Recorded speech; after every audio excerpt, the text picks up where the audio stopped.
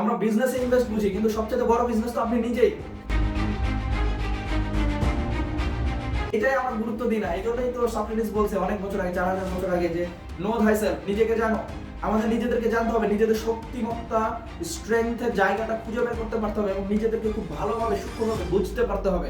এবং যে জায়গাতে আপনি ভালো করতে পারবেন সেই জায়গাতে আপনাকে ইনভেস্ট করতে হবে, নিজেকে ডেভেলপ করতে হবে। নিজেকে ডেভেলপ বলতে কি, আপনার ব্রেনের ডেভেলপমেন্টটাও কিন্তু নিজের ডেভেলপমেন্ট। যে আপনি চিন্তা করতে পারছেন না যে আমি কি করব, এই যে চিন্তা শক্তিটা বাড়াইতে হবে, এটা কেমনে বাড়াবেন?